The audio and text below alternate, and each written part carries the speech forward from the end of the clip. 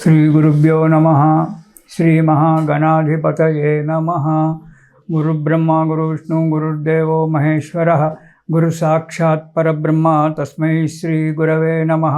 हरितसगोत्रोत्पन्नं हरिभक्तिपरायणं शङ्करगुरुवरेन्द्रचरणं शरणं प्रपद्ये। श्रीमहद्भ्यो गुरुभ्यो नमः। सदाशिवसमारम्भां व्यासशङ्करमध्यमाम् अस्मदाचार्यपर्यन्तां वन्दे गुरुपरम्पराम्। अरुणां करुणातरङ्गिताक्षीं धृतपाशाङ्कुशपुष्पबाणचापाम् अनिमाधुरयूरुताम् अयूकैः अहमित्येव विभावयेद्भवानीम्। ओं श्रीमात्रे नमः। श्रीमात्रे नमः। श्रीमात्रे नमः। ఇక మనం మాస ఫలితాలలో వృషభ రాశి వారికి గనుక మనం చూసుకున్నట్టయితే, ఈ రాశి వారికి ఈ నెలలో అనుకున్నటువంటి యొక్క పనులు శుభంగా జరగడము, ఆరోగ్యం బాగా ఉండడము, ఉద్యోగముల యందు ఉన్నతి పొందడము అంటే ప్రమోషన్లు రావడము, అనుకున్న చోటికి ట్రాన్స్ఫర్ కావడము, అధికారుల యొక్క మెప్పు పొందడం జరుగుతూ ఉంటుంది. ఇక వృత్తి వ్యాపారాలలో ఉన్నటువంటి వారికి యత్నకార్య సిద్ధి, అనుకున్నటువంటి యొక్క పనులలో శుభంగా నెరవేరడము, ఆత్మీయులతో కలిసి కార్యక్రమాలు చేయడము జరుగుతుంది. కానీ కోపం పెరిగిపోతూ ఉంటుంది.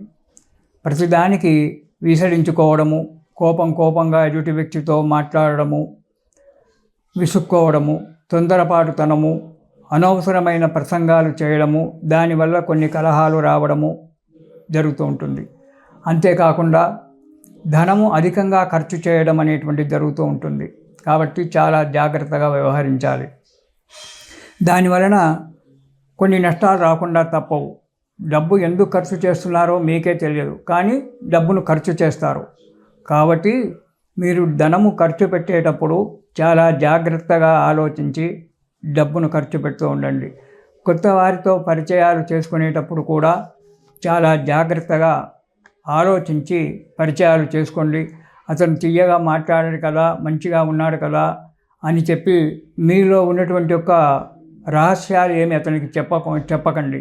దానివల్ల కొన్ని ఇబ్బందుల పాలు కావడానికి మీకు ఆస్కారం ఉంటుంది. నమస్కారం అంటే నమస్కారం అనేటువంటి ఒక పరిచయంతో ఆపుకోవడం చాలా మంచిది వృషభ రాశి వారు ఈ నవంబర్ మాసంలో. ఇక మొదటి వారం చూసుకున్నట్టయితే మనోవిచారము, మనస్సు ఎప్పుడు విచారంగా ఉండడము, కొందరితో పోట్లాటలు జరగడము అనేటువంటిది జరుగుతూ ఉంటుంది. చేసే వృత్తిలో కానీ, వ్యాపారంలో కానీ, లేదా ఉద్యోగాలు కానీ చిక్కులు రావడం, మనస్సు వికలం కావడము, ఎంత జాగ్రత్తగా మీరు పని చేసినా అధికారుల యొక్క మెప్పు పొందకపోవడము అనేటువంటిది జరుగుతూ ఉంటుంది మొదటి వారంలో.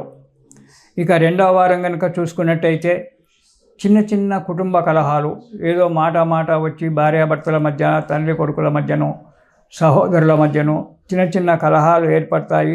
అవి వెంబడే సమసిపోవడానికి కూడా ఆస్కారం ఉంది. ఆరోగ్యం కొద్దిగా దెబ్బతింటుంది. ఆరోగ్య విషయంలో, భోజన విషయంలో జాగ్రత్తలు తీసుకోవడం చాలా మంచిది. కొన్ని రెండవ వారంలో, మొదటి వారం చివర కానీ, రెండవ వారంలో కానీ అశుభవార్తలు వినడానికి ఆస్కారం కనబడుతూ ఉంది. కాబట్టి వాటి వల్ల మనస్తాపం కలుగుతుంది. జాగ్రత్తగా ఆలోచించుకుని ఉండండి. మనోధైర్యాన్ని చిక్కబట్టుకోండి. ఇక మూడవ వారం కనుక మనం చూసుకున్నట్టయితే వృత్తిలో చిక్కులు తొలగిపోతాయి. ఈ రెండవ వారంలో, మొదటి వారంలో ఏవైతే చిక్కులు వచ్చాయో వృత్తిలో కానీ, వ్యాపారంలో కానీ, అవి ఈ మూడవ వారంలో చిక్కులు తొలగిపోయి కొద్దిగా మనశ్శాంతి ఏర్పడుతుంది. ఆరోగ్యం కూడా కుదుటపడడానికి ఆస్కారం ఉంది.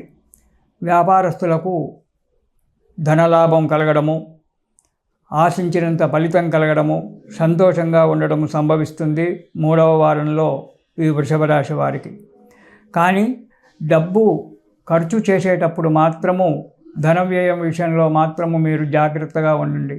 మీకు ధనము ఎక్కువగా డబ్బు ఖర్చు చేయడం అలవాటు. చేతిలో డబ్బు ఉంది కదా అని చెప్పి దాన్ని ఖర్చు ఎక్కువగా చేస్తుంటారు. అలా చేయకుండా ముందు జాగ్రత్తగా కొంత ధనాన్ని మీరు జాగ్రత్త పరుచుకుంటే చాలా మంచి జరుగుతుంది, శుభంగా జరుగుతుంది. ఇక 4వ వారం కనుక మనం చూసుకున్నట్టయితే అన్ని రంగాలలో విజయం ఏర్పడుతుంటుంది. మీరు ఎందులో ఏ ప్రయత్నం చేసినా ఆ ప్రయత్నము తొందరగా సఫలీకృతం కావడము, మంచి ఫలితాలు రావడము, మనోశాంతిగా ఆనందంగా అందరితో కలిసి విందు వినోదాలతో కాలం గడపడము జరుగుతుంది.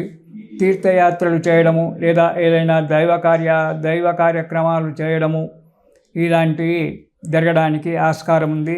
సంతోషంగా కాలం గడపడానికి చాలా మంచి రోజులు ఉన్నాయి ఈ నవంబర్ మాసంలో వృషభ రాశి వారికి. ఈ రాశివారు ఈ చిన్నగా వచ్చేటువంటి ఒక కష్టాలు తొలగిపోవడానికి గురు చరిత్ర కానీ లేదా గురు స్తోత్రం కానీ ప్రతిరోజు ఒకసారి పారాయణం చేయండి. గురు చరిత్ర అయితేనేమో రోజుకింతగా, రోజుకొక అధ్యాయము, 2 అధ్యాయాలు, 3 అధ్యాయాలు మీకు తోచినంతగా పారాయణం చేయండి. గురు స్తోత్రం అయితే రోజుకొకసారి పూర్తిగా పారాయణం చేయండి. ఆ గురువుగారి యొక్క అనుగ్రహం వల్ల మంచి ఫలితాన్ని పొంది ఈ నెలలో వృషభ రాశి వారు సుఖంగా, సంతోషంగా, ఆనందంగా ఉంటారు.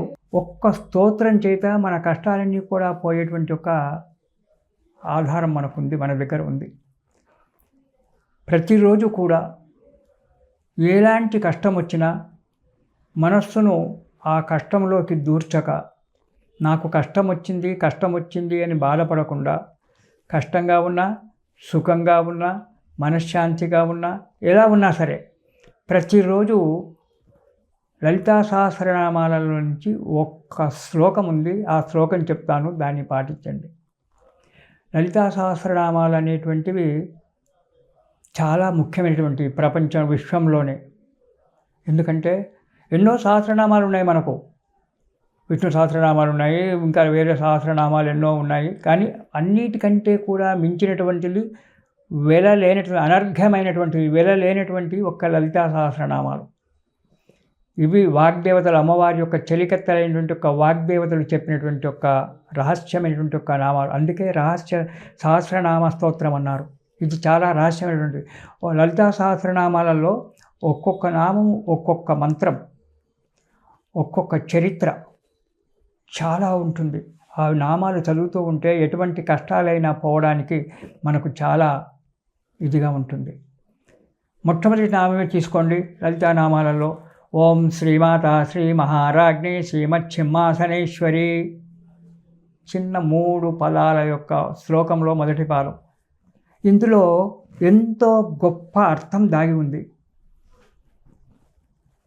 శ్రీమాత సృష్టించేటువంటిది.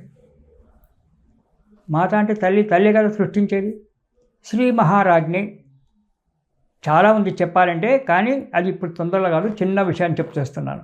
శ్రీ మహారాజ్ఞి, రాజ్ఞి అంటే రాజుగారి యొక్క వాజ్ఞ, దేశాన్ని పరిపాలించేటువంటిది రాజ్ఞి, రాజు. మాత అంటే తల్లి. ఈ మాతనే అక్కడ బ్రహ్మదేవుడు సృష్టిస్తున్నాడు, సృష్టికర్త. శ్రీ మహారాజ్ఞి విష్ణువు స్థితికారకుడు. ఇక్కడ విష్ణువు అనేటువంటి ఒక అర్థం వస్తుంది. సింహాసనేశ్వరి, సింహ అనేటువంటి దాన్ని ఇది చేసినట్టయితే, ఉల్టా చేసినట్టయితే హింస అనేటువంటి వస్తుంది. శివుడు లయకారకుడు. అంటే బ్రహ్మ, విష్ణు, మహేశ్వరులు ఈ 3 నామాలలో దాగున్నారు. అంతేకాకుండా లక్ష్మి, సరస్వతి, గౌరీ ఈ 3 కూడా ఈ 3 నామాలు ఉన్నారు.